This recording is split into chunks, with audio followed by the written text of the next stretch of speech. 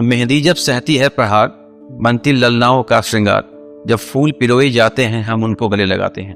Pen तो सहना ही पड़ेगा। क्या बात। दुनिया में, देश में, संसार में, संस्कृति में जितने भी पेशे हैं उसमें ये एक ऐसा व्यवसाय या पेशा या प्रोफेशन है जो प्रत्यक्ष रूप से डायरेक्टली इमीडिएटली ह्यूमन लाइफ को हैंडल करता है। एक पायलट भी ही टेक्स ऑफ द एयरक्राफ्ट, एक रेलवे का भी ये है ड्राइव वो करता है, या और भी ट्रांसपोर्ट मैकेनिज्म्स हैं जहाँ पे लाइफ एट स्टेक है, but they are not touching life directly.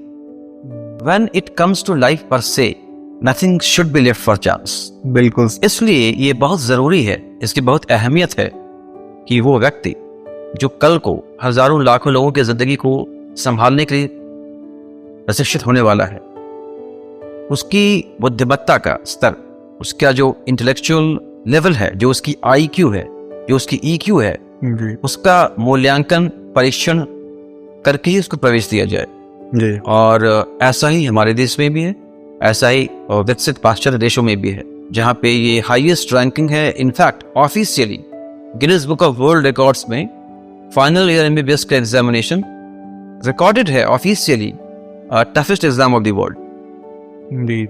सो मुझे लगता है कि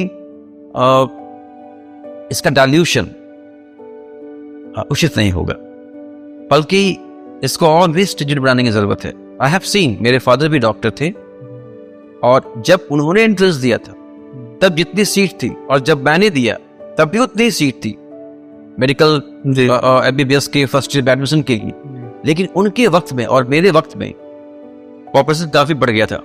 जाहिर सी बात है, कॉम्पिटिशन डिफिकल्ट हो गया था बिकॉज प्रतिभागी ज्यादा हो गए, सीट उतनी ही थी। लेकिन इधर अभी अब जब मेरे भांजे ने भी किया, अब सीटों में इजाफा हो गया। गवर्नमेंट इंस्टीट्यूशन में भी संख्या बढ़ गई है सीटों की, और गवर्नमेंट मेडिकल कॉलेजों की भी संख्या बढ़ गई है। और इससे ज्यादा की आवश्यकता शायद नहीं है ताकि गुणवत्ता सुरक्षित रहे।